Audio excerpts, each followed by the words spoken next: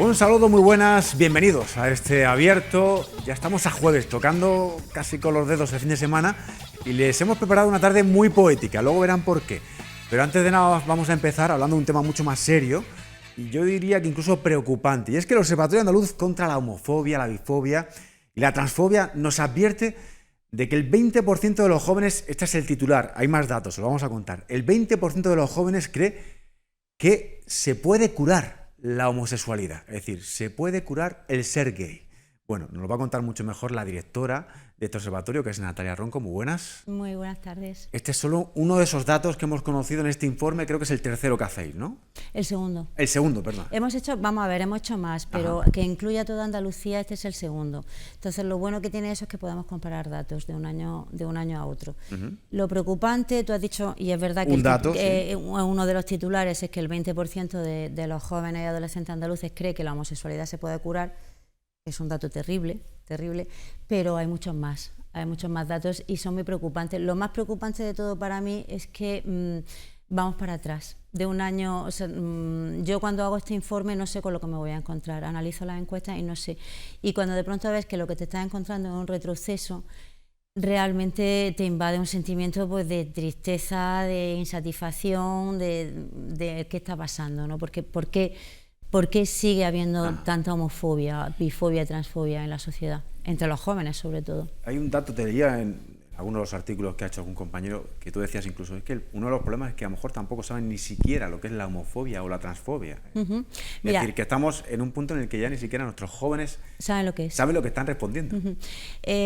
Como dato para contrastar, que es muy interesante, es que la mitad más o menos sabe lo que es, ha presenciado algún acto de homofobia, de bifobia o de transfobia.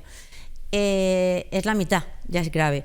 Pero es que si piensas y lo contrastas con que hay un 30% que no saben lo que es, el primer dato se dispara. Si no sabes lo que es, no puedes identificarlo. Y si no lo identificas, pues entonces ese dato va a la baja. Yo estoy segura que no es el 50%, es mucho más los jóvenes que han presenciado o un insulto, una agresión o un acoso hacia una persona del colectivo LGBTI. Ese dato te lo cojo porque te saco más detalles. Por ejemplo, ¿ven algún tipo de caso de ese tipo, de agresión, en el colegio, en el instituto?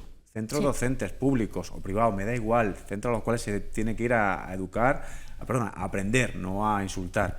En la calle, incluso en las casas y luego también en las redes sociales, que eso a lo mejor lo veo más normal, ¿no? Más normal lo de las desde redes la sociales como es un fenómeno relativamente nuevo, las redes sociales es un nuevo cauce que hay ahí, ¿no?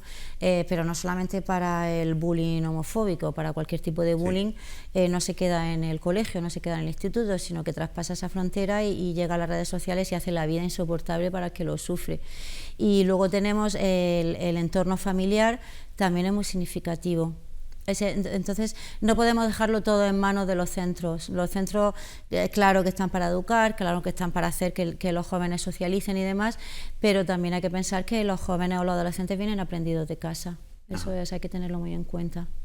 Más datos que nos sorprenden o deberían de sorprendernos y alarmarnos un poco. Creo que el 10% de los encuestados cree que no tienen derecho a mostrar el cariño en público como podemos hacer cualquier pareja o como deberíamos hacer cualquiera, ¿no? Sí, lo que no supone ningún tipo de problema para una pareja heterosexual formada por un hombre y por una mujer, sí lo supone en una pareja formada por dos chicas o por dos chicos.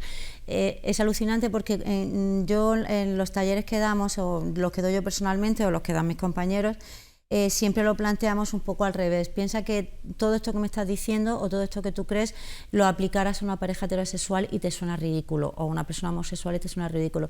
Pero no solamente es que no puedan expresar su homosexualidad o su bisexualidad en público, su afectividad al fin y al cabo, sino que además se arriesgan a que le peguen una paliza, a que los insulten. Entonces decimos, es que están en guetos, pero es que realmente luego es donde se sienten más protegidos. Hay que entender esa parte. No puedes integrarte en una sociedad que es hostil hacia ti. Eso hay que verlo. Es increíble el dato ese que todavía se sigue viendo mal que dos chicas se den un beso, que dos chicos vayan de la mano por la calle. Así estamos. Y no estamos hablando de un país como Rusia, que está prohibido por ley. Estamos hablando de uno de los países con las legislaciones más protectoras y más avanzadas en este tema. Nosotros no tenemos unas malas leyes. Sí es cierto que necesitamos una ley estatal LGBTI y la llevamos reclamando hace muchísimo tiempo, pero el problema no está en las leyes, el problema está en la homofobia, bifobia, transfobia que hay en la sociedad. También podemos hablar también de la violencia que hay en la sociedad, del ruido. Cuando digo ruido me refiero a la violencia en las redes sociales. Parece como que hay que imponer la idea de uno sobre el otro. Y los mensajes, muchos mensajes que llevan que son muy homófobos, no hay complejo para decirlo, y eso pues es lo que maman nuestros jóvenes. Si nuestros jóvenes en su casa escuchan que... Yo un ejemplo que pongo que es muy banal, puede serlo, pero cuando un árbitro arbitra mal, según un padre, y dice, mira el maricón de mierda, o no mete un gol y todo eso, pues eso es un caldo de cultivo. Me dicen los chavales, me dicen, no, es que no, de llamar maricón a alguien no es un insulto. Y digo, bueno, entonces, ¿por qué cuando sí mete el gol no le dicen maricón? ¿No? ¿Por qué solamente lo asocia con algo negativo? Exacto, así es. Bueno, son algunos datos de los que le estamos contando de este segundo estudio realizado por el Observatorio Andaluz contra la homofobia, la bifobia y la transfobia. Hay muchísimos datos muy interesantes y preocupantes. Y lo que nos habla de todo esto es que la solución debe ser más y más educación, concienciación, creo yo, ¿no? Sí, lo que pasa es que también hay un dato que a mí de los que más me llama la atención y de los que más me preocupa, es que hay un 10% de los jóvenes que piensa que tener un profesor del colectivo LGBTI va a influir negativamente en su educación. O sea, eso lo ponen por encima de los conocimientos que tenga el profesor, de la capacidad de transmitir esos conocimientos, en fin, lo que normalmente deberíamos valorar en un profesor. Piensan que el simple hecho de que tener un profesor gay o lesbiana les va a perjudicar. Entonces, ¿eso qué provoca? Pues que los mismos profesores no salgan del armario, los chicos no tienen referentes tampoco, y sí, perpetúa ese caldo de cultivo. El problema está en eso. Claro que la solución es la educación, pero no solamente esa. La solución es transversal totalmente. No, esto está claro, tiene que haber... Como padre o como madre tienes que hablar con tu hijo o hija. Que nos cuesta muchísimo. Claro. Cuesta muchísimo hablar con nuestros hijos de diversidad sexual. Nos cuesta hablar ya. La educación sexual de los jóvenes es nula, es muy escasa. Y a los padres nos cuesta mucho hablar con los chicos de esto. Y si no hablamos de educación sexual, no hablamos de diversidad sexual tampoco. ¿Cuál es el porcentaje en torno a parejas del mismo sexo, tener hijos? Es que no recuerdo bien. ¿Cuál era el porcentaje? Lo que piensan en cuanto a tener hijos, pues hay un 12% de los jóvenes que hemos encuestado, que son nada menos que 5.665 encuestas. No estamos hablando de un estudio de 50 personas, ni de 100 ni de 1.000. Es un estudio enorme, muy grande. Y hay un 12%, además esto se repite en todas las provincias. Vamos a dejar claro que Almería no es más homófoba que el resto de las provincias andaluzas, ¿eh? Estamos al mismo nivel. No sé si es bueno o malo ese detalle, pero así es. Y hay un 12% que piensa que las parejas homosexuales no deberían tener derecho a criar hijos. 12%. No importa que le vayan a dar todo el amor del mundo, que le vayan a dar protección, que le vayan a dar una buena vida. Lo que no es bueno es que sean dos hombres. Y además te hace mucha gracia porque te dicen es que es antinatural, y cuando tú les explicas que en la naturaleza la homosexualidad existe, o sea, hay cientos de especies en la naturaleza que practican la homosexualidad, no se lo creen, directamente no se lo creen. Digo, eso no me lo estoy inventando yo, esto es algo científico, solamente que los únicos homófobos somos el ser humano. No hay ningún problema, ningún león va a pegarle una paliza a otro león porque practique sexo con un león con su mismo sexo. Somos la única especie que es homófoba, es el ser humano. Natalia, también había algunos estereotipos que se crean y se quedan, perjuicios que se quedan, por ejemplo, el tema de que si es una pareja del mismo sexo, uno hace de hombre y otro hace de mujer, por ejemplo. Es aburrido. Esas ideas que se van... Tú lo has dicho perfectamente, Michel, son estereotipos y se siguen perpetuando, son topicazos el pensar que una pareja homosexual, uno hace de hombre, otro hace de mujer. Encima te están borrando tu identidad. Confunde la orientación con la identidad directamente. O O sea, ¿por qué? Porque tienen que encauzarlo o tienen que hacer el cliché de que solamente es válida la pareja heterosexual. Y como tal, vale, yo admito que esta pareja es de 2 hombres, pero tiene que haber un hombre y tiene que haber una mujer en el rol que desarrolla. Igual que el estereotipo de que los homosexuales son más promiscuos, todo eso se sigue perpetuando y eso viene de hace muchísimos años. Es muy difícil cambiarlo. Es muy difícil cambiar las cosas que vienen de atrás y cambiar las ideas de la cabeza. Y esto, fíjense ustedes, eso pasa de padres a madres. Eso también es muy importante, de padre a madre, de padre a hijo, sí.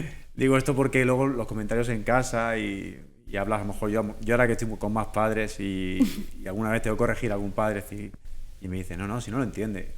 No, claro que lo entiende. Todo se entiende. Son esponjas. Y al fin y al cabo lo que escucha de ti, pues lo va a repetir después. Sí, igual que normalmente si tú votas a un partido, tu hijo va a votar al mismo partido, pues si tú eres homófobo, tu hijo probablemente lo sea. Aquí también hay un problema de educación y en el que todos tenemos la culpa, creo yo. La pérdida de valores de la sociedad actual es clara y evidente. Solo hay que darse una vuelta por las redes sociales y ver cómo unos niñatos suben lo que sea, ¿no? Desde que se pega a un animal o se ríen de una persona que es gay o lesbiana. Entonces, hay un problema muy gordo de pérdida de valores y de educación. Tenemos que entre todos arreglarlo, pero es muy complicado, ¿no? Muy complicado, que difícil. Pero nuestra función, o sea, si queremos una sociedad más justa, más igualitaria, más diversa, el entender la diversidad como una riqueza, como algo fabuloso, lo mejor que le puede pasar a una sociedad es que sea diversa, que haya de todo y que todos nos entendamos y que todos nos respetemos. Si no ponemos nuestro granito de arena, todos, yo siempre lo digo, nosotros como colectivo no podemos luchar contra esto, necesitamos el apoyo de las instituciones, de la sociedad, de los padres, de las madres, de los centros de enseñanza. Es una cosa que o es una lucha de todos o imposible. Ajá. Al hablar con estos chavales, habéis hablado con ellos, supongo, ¿no? Claro. Y alguno de ellos habrá planteado las dudas que tenían o sus ideas, que a lo mejor las tienen muy claras. Buah, mira, te puedo contar anécdotas de lo que he escuchado yo y vamos, alucinas. He escuchado de todo en los talleres que nosotros damos, yo y mis compañeros, somos muchos haciendo estas encuestas y somos muchos dando talleres. Yo he escuchado desde chicas de 16 años que me han llegado a decir que si tuvieran un hijo homosexual lo tiraban por la ventana y lo echaban de casa, a chicos trans que no se atreven a decirlo, a un chico decirme que simplemente el hecho de llamarlo homosexual, que por supuesto él no lo es un insulto. Simplemente he escuchado de todo y te estoy poniendo ejemplos que me vienen ahora a la cabeza, pero muchísimos ejemplos. Entonces, si en tu entorno, porque los chavales están en la adolescencia, en la época en la que socializa, en la que se produce la explosión sexual, en la que se producen muchos cambios, ¿no? Es un nuevo nacer de alguna manera y necesitas encajar en tu entorno. Si tu entorno te está diciendo que ser gay es malo, no, te vas a rechazar a ti mismo, no vas a querer hacerlo. Y se produce, pero de verdad, es que es cierto lo que te estoy diciendo, de chicos, chicas también, de decirte eso es un asco, es una porquería, son todos unos viciosos, bueno, una serie de cosas sin pelo en la lengua. Y después de decirme tú eso, ahora viene mi razonamiento. Yo me acuerdo en nuestra época, somos más o menos de la misma época, yo a lo mejor un poquito más joven. Y entonces yo recuerdo que siempre se decía lo mismo. Yo me acuerdo en esa época que empezaba a salir los gays del armario, las lesbianas, se empezaba a hablar de este mundo, ¿no? Y siempre se decía lo mismo, el mundo rural es lo peor, aquel gay o lesbiana que está en el mundo rural no puede vivir. Yo no estoy de acuerdo con eso. Digo, en aquella época, que pensábamos que en la ciudad estábamos todos libres de culpa y de pensamiento y que éramos muy liberales. En absoluto. Y desgraciadamente veo que pasa el tiempo y la cosa no es que vaya mejor, sino que va peor incluso. No, y además es verdad que algo muy extendido el creer que los entornos rurales son peores pero no es cierto. Incluso en algunos entornos rurales el gay está más protegido porque es el hijo de la paca, ese no sé qué, y lo conoce todo el mundo de que era chiquitillo, lo ha aceptado como es y no hay ningún problema. Entonces jamás. Pero el anonimato de las ciudades también tiene un peligro enorme. un peligro enorme de ir andando por la calle y, oye, tienes la mala suerte de encontrarte con 4 desgraciados que te meten una paliza. Entonces, no es cierto, además, nosotros lo hemos comprobado en las encuestas. Yo he hecho encuestas desde hacerla en Tíjola, por ejemplo, por ponerte un pueblo, a hacerlo en Almería Capital, y los datos son muy similares, no hay diferencia prácticamente, no es cierto eso. Pero vamos, lo que te decía también, el tema de que no hemos crecido tanto no hemos crecido en nada. Pensamiento. Es decir, a lo mejor no vamos para atrás, pero tampoco vamos para adelante mucho. En este último año ya te digo yo que hemos ido para atrás, eso porque lo tengo comprobado. Pero yo también quiero pensar que ahora hay más visibilidad. Y entonces a lo mejor producto de que hay más visibilidad, que se ve más y todo eso, pues también surgen las voces en contra. Quiero pensar un poco eso, pero a lo mejor esa es mi naturaleza optimista, ¿no? Que todo lo quiero ver un poco, darle un poquillo la vuelta y decir, esto no es tan terrible, ¿no? Igual que pienso, vale, el 10% de los alumnos piensan que tener un profesor gay es malo, pero hay un 90% que no. ¿Sabes? Intento no, a lo mejor es simplemente por yo no desmotivarme y seguir trabajando en esto, ¿no? A lo mejor simplemente eso. Otra cuestión que yo quería recalcar también, estas encuestas, obviamente, cuando estamos hablando de esos porcentajes, hablamos tanto de chicos como de chicas. Normalmente las chicas tienen mejores datos, por decirlo de alguna manera. Sí. Es decir, por ejemplo, cuando hay un rechazo es mayor en el hombre o en el chico que en la chica. Sí, voy a recalcar esto para que quede claro. Sí, es verdad, pero también es verdad que hay muchas chicas homófobas. También es verdad. Sí es verdad que en el conjunto, donde más nos encontramos ese rechazo, ese odio, como quiera, todo lo que implica la palabra fobia, ¿no? Es mayor en los hombres, pero en las mujeres también existe, es verdad, pero sí es cierto que las mujeres de alguna manera tienen más empatía o lo entienden mejor, sí hay una diferencia. Ese dato yo quería recalcar el dato porque para sí que la gente también lo tuviera claro, ¿no? Y al igual que también pienso yo, estamos en un mundo que cada vez banalizamos mucho las cosas, yo creo que cada vez estamos convirtiendo la sociedad en más tonta, por decirlo suavemente. Estoy de acuerdo. Y eso provoca que muchas veces que nuestros hijos tengan una educación peor y que esto se transmita los valores y en ideas que en este siglo que estamos pues no deberían de estar ahí. Sí, en la que no cabeza cuadran de nadie, ¿no? para nada. Porque no se profundiza tampoco, ¿no? Vivimos en una sociedad tan rápida, ¿no? tan de titular y tan de golpe de clic, que no te preguntan nada. O sea, le habla a los chicos de cualquier tema un poco de actualidad y no lo saben, le habla de lo que es la transexualidad y no la saben, tampoco tienen a veces interés por saberlo. Que vamos a ver, que yo no quiero pensar que esta generación es peor que las anteriores, ni mucho menos, pero sí es muy inmediata, entonces no se paran a pensar si es que su comentario realmente está haciendo daño a otra persona, que lo que están haciendo no es justo, que lo que están haciendo es cómplice, que también lo digo yo mucho, ¿no? Que no consiste en que tú no lo hagas, consiste que si ves que lo hacen, oye, denúncialo, dile a esa persona que lo que está haciendo está mal, o vete a la dirección, o acude a una asociación como la nuestra, todo eso es lo que intentamos más o menos hacer. Este mediodía creo que he visto en algún medio de comunicación el tema de grabar con el móvil, por ejemplo, una agresión. De lo que venía a decir el estudio, que no recuerdo bien, ¿no? Lo que venía a decir un poco que la gente grababa, pero no ayudaba. Sí, eso ha pasado en Estados Unidos ahora, que han apuñalado a un adolescente y había 50 chicos y todos grabaron y ninguno ayudó. Ninguno ayudó, ni siquiera llamó a la policía. Es atroz. Todos con el móvil en la mano, Todos con el móvil en la mano, grabando ese asesinato. Estamos hablando de un asesinato. Y nadie se le ocurrió llamar. Eso es atroz. Te cuesta creerlo, ¿no? Te cuesta creerlo. Yo creo que estudiamos un plan de estudio muy parecido en la universidad, en periodismo, y había Yo soy de la GB, no sé tú, ¿eh? Y hablaba de sociología, de un caso que había mítico, en el que, esto hace 1 millón de años, una mujer joven que violan en una comunidad de vecinos enorme y que nadie llama a urgencias. Nadie llama a urgencias por el reparto de la responsabilidad. Exactamente, el reparto. Piensa que lo va a hacer el de al lado. El vecino. Piensa que el de al lado lo va a hacer. Pues esto es muy algo parecido, pero con el móvil y viéndolo. Sí, es más terrible todavía. Es más terrible, pero así es, tal y como lo dices. Bueno, no nos asustemos mucho más. Vamos a pensar en positivo, vamos a pensar que también, por supuesto, como decía Natalia, hay porcentajes. Hay un 10%, pero también hay 90%. Es decir, de 10 hay 9 que piensan de una manera más lógica o más natural en los tiempos en los que estamos. Vamos a intentar ser un poco positivos, por supuesto. Para poder avanzar. Si no pensamos en positivo, no avanzamos. Ajá. Repetimos, los datos no son nada buenos, son terribles. Pero hay que confiar en nuestros jóvenes, hay que confiar en la humanidad, si no, ¿qué hacemos? Claro, a lo mejor también ha habido un problema en cuanto al que no hemos relajado, que a lo mejor lo que yo intentaba decirte antes, ¿no? Parece como que ya estaba todo el trabajo hecho, como que ya hayamos roto algún reducto y tal, y hemos dejado ahí pasar unos años, no sé, a lo mejor me equivoco. Sí, pero es que en cuanto a conquista de derechos nunca te puedes relajar. Ya. Es muy difícil conquistarlo y muy fácil perderlo. Muy bien. Y más para colectivos. Pues, Natalia, que nos enrollamos un montón. Sí, Muchísimas gracias. Muchas gracias a ti, de verdad. Esperemos verte la próxima vez con un tema más positivo. Seguro. Más agradable. Seguro que sí, que los hay.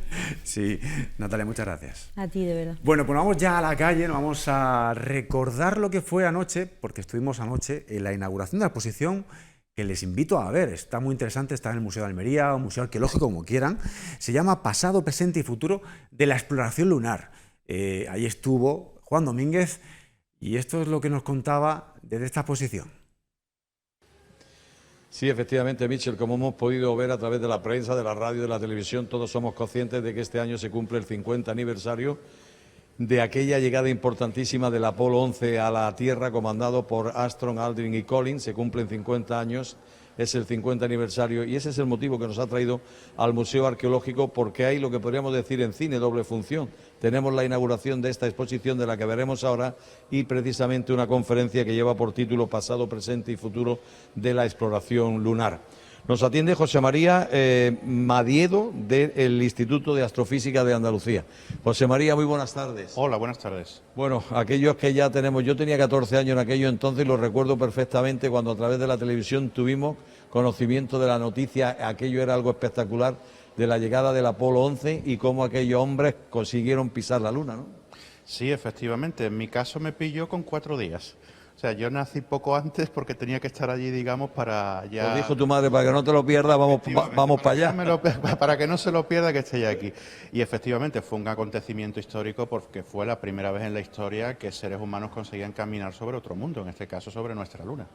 Ahora hablaremos de la conferencia, pero como lo primero que están viendo ya los espectadores de nuestro programa son imágenes de la exposición, la primera pregunta que a mí se me viene a la cabeza, ¿cómo has podido hacerte de este material? A lo largo de muchos años. A lo largo de muchos años he ido teniendo la suerte de encontrarme con objetos originales que... O sea que aquí tenemos objetos originales. Sí, efectivamente. Aquí, por ejemplo, hay placas originales conmemorativas que regaló la NASA a sus empleados cuando el Apolo 11 llegó a la Luna. Las 4 placas que las veremos luego en la siguiente vitrina. Efectivamente. Hay 2 ejemplares que no están ni siquiera leídos del New York Times. 2 ediciones del mismo día, de la llegada a la Luna, una edición de mañana y otra edición de tarde que sacaron con la noticia en primera plana.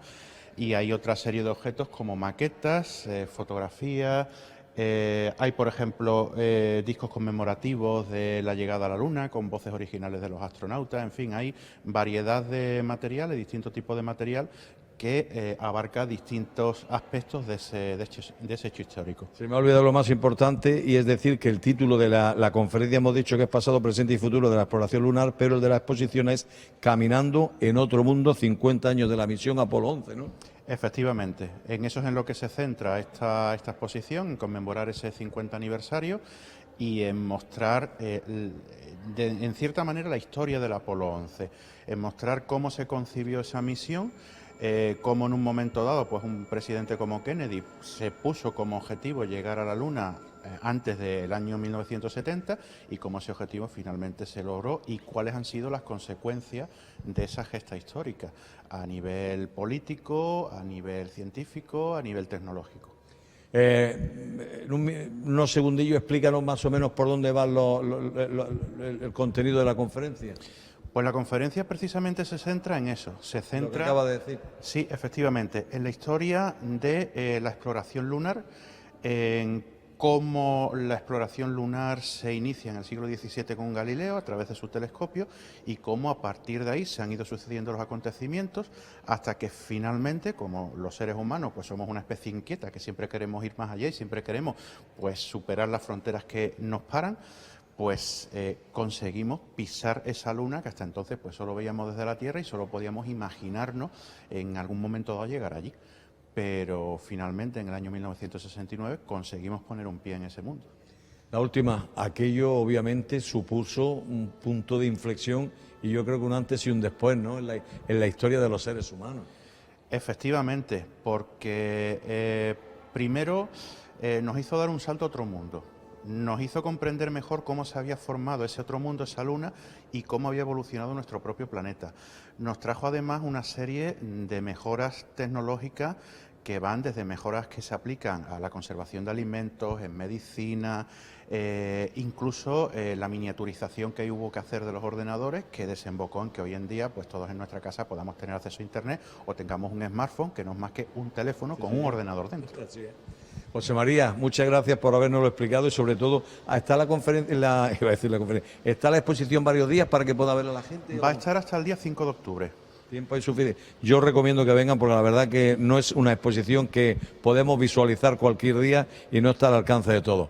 De corazón, muchísimas gracias. Muchas gracias a vosotros. Pues Michel José María Madiedo, como decía, del Instituto Andaluz de Astrofísica, conferencia esta tarde y también exposición, todo ello aquí en el Museo Arqueológico de la capital almeriense.